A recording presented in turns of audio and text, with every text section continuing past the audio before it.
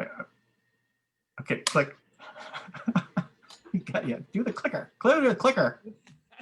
As live video interrupted. Now it's okay. Now it's showing the clicker, and I had the wrong date on there. Oh my Lord. Oh Lordy. I am just upset. Let's just do it for people watching us. We'll just make this official. Today is the 2nd, and we are officially Friday Faves. There you go. Friday now Faves. Kevin can be happy.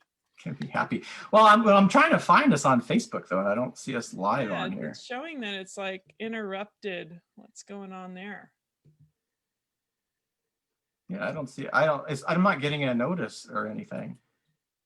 Oh, so annoying. Come on, Facebook. Yeah, where are you, Facebook? Because usually at least get a notification or something that says, "Hey, we're on." Let's see. And I am not getting a notification. I don't think we're on. All right, I'm looking up on my phone, see if we're on. Oh wait, now you are. Wait a second. How come you're? I see it under the challenge doctor, but I don't see it under the change physician. People be very patient with us. Oh, it's showing live. We've been on for a minute. People have been watching us for a minute. Yeah, but they're on there. It's under the challenge doctor. No, I have the change physician is live on my phone. Change physician's live on your phone? Yeah, I didn't get a notification. Okay. All right, now I get it. But I see it. All right. So welcome back to the Change Physician, our Friday Faves on October 2nd, 2020, the year of the pandemic, as people will remember. Pandemic. 2020, the year of the pandemic. Hindsight is 2020, as many funny people have said. So what we do on Friday Faves, Kevin, what do we do on Friday Faves? We talk about the past, we talk about the present, and we talk about the future. So what was our past?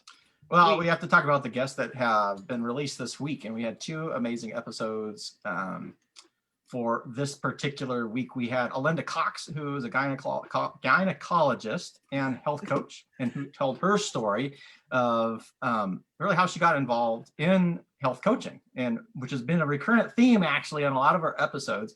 There's this weird thing that physicians start realizing, hey, wait a second, we don't actually treat anything. Yeah, we're just treating symptoms. Oh my goodness. If we want to actually make healthful change, we have to do something different. And so she kind of shared her journey into health coaching, and specifically how that related also as being a gynecologist. You may not think that coaching and lifestyle modification or change may have an impact on your gynecological health, and amazingly enough, it does. Or I should say, not shockingly. And then we had Heather Hammerstedt on, who to talk about her journey.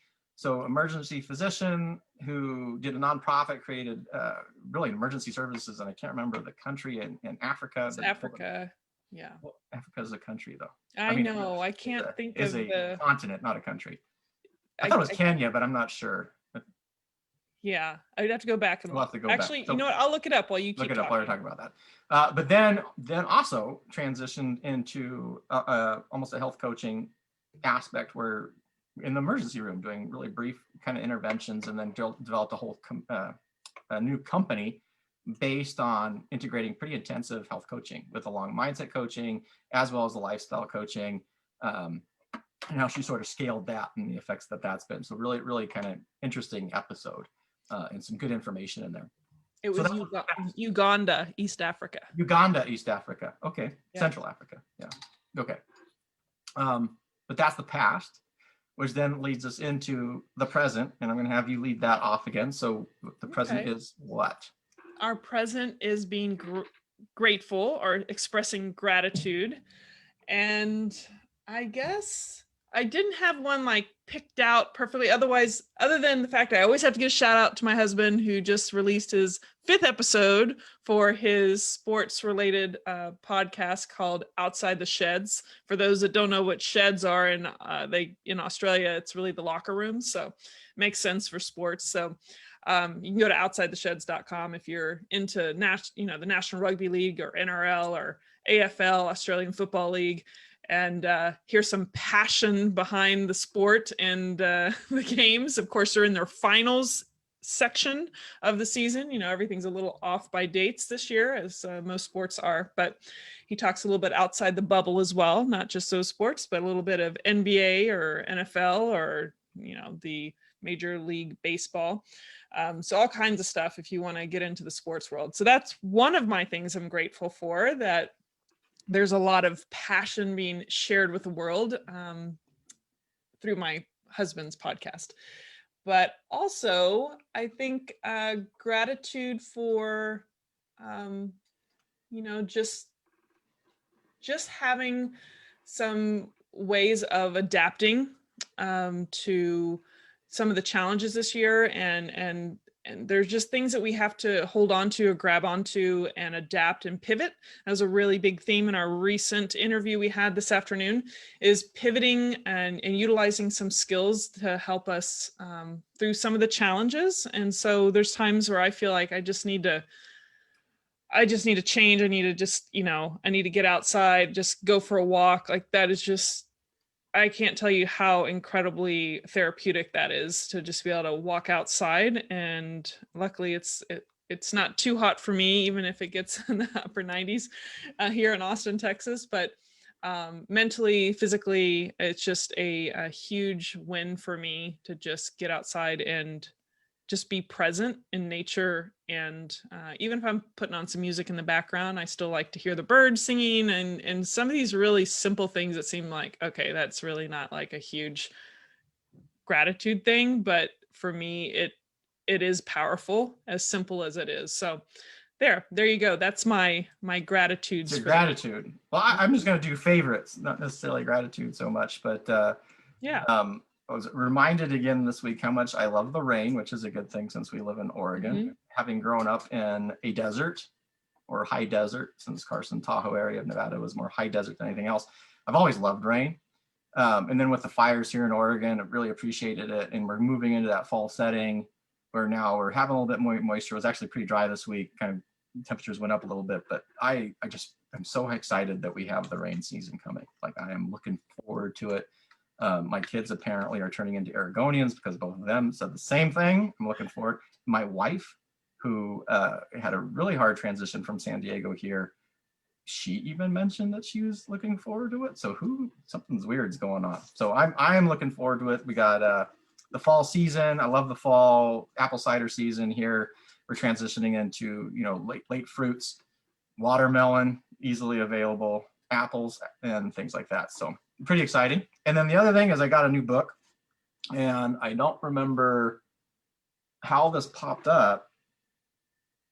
I think I got an email.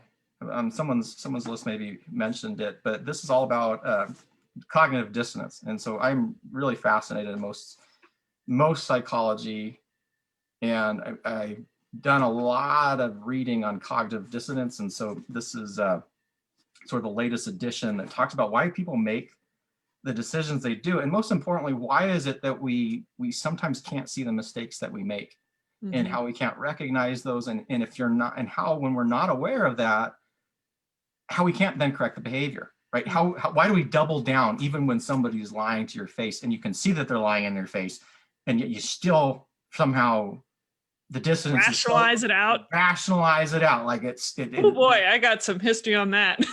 It is. And so yeah, I've just kind of delved into a little bit. They've talked about some pretty classic, pretty classical events like the original Festinger study with the aliens in the 1950s, where there was a cult that said the world was going to end. And so he was a young psychologist who goes, I don't think the world's going to end. Let me go in and see what happens when the world doesn't end. How do these, because they're giving away like their life possessions and selling homes and doing all this stuff.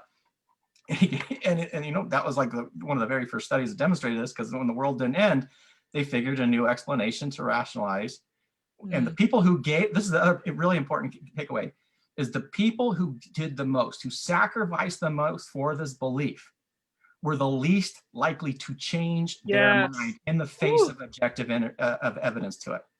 That's so perfect for so many issues in this world today. Well, and so what that tells you is a couple things. If you believe something so strongly Like Mhm. if you are so encompassed by some sort of belief, I don't care what it is. Obviously, we're in the political season, so there's a lot of parallels here. And Mhm. I'm not trying to be necessarily political, but I will be, because at some point you have to make a choice.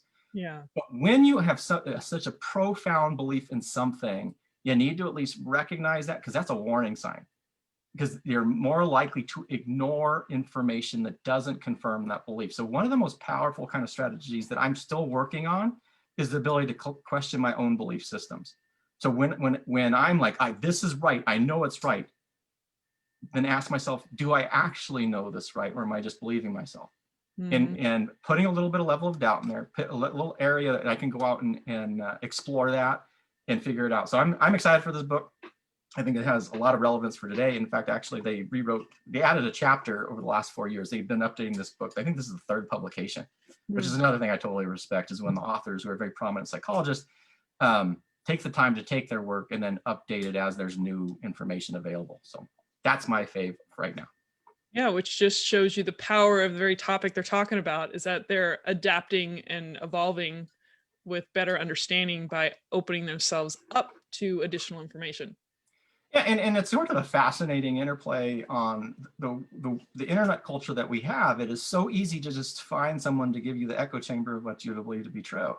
Mhm. And the other really cool thing, I don't know if it's necessarily cool, I kind of drive myself crazy with this, is I'll read reviews on things, and just to see what they say, because you can find in the review of a program, or even this particular book, Mhm. an example of what they're talking about by some of the reviews that people give. Like there's 1-star reviews talking about, well, they're political because all they did was bash Bush, because when the first publication came out, it was at the end of George W.'s kind of time in Right. office. And the whole thing about weapons of mass destruction that were never proved to exist. And actually then ultimately everybody recognized there were no weapons of mass destruction. But even in the reviews, people, it would challenge something so much that the reviewers are like, well, this book sucks because it doesn't confirm my belief system around this one little episode here. That's And you can find it in, I do it for TV shows. Like, what are these people saying on Amazon? And it's just amazing. Like the impact of our biases and our inability to question our own belief systems is both super fascinating, but also one of the scariest things I've ever learned about in my life. It is absolutely terrifying in a lot of ways, shapes, or form. And to see it expressed is even more terrifying. yeah. Yeah, I mean, we are very impressionable creatures, and it can be done in such a subconscious way, and we don't even recognize, many times there are people not aware of how influenced they are. I mean, that's we have to always realize that we can be very impressionable, some of us way more than others, but to say that you're never influenced is a complete ignorance of how the brain works. And it's scary. Like if Yes. someone tells me that's a danger sign for myself. Yes. Yeah. And you go in the kind of the physician world, when people are saying, well, we know that um, that the whole pharmaceutical thing of them buying lunch or dinner and giving you things influences that. But the worst are the people who said that has no influence on me.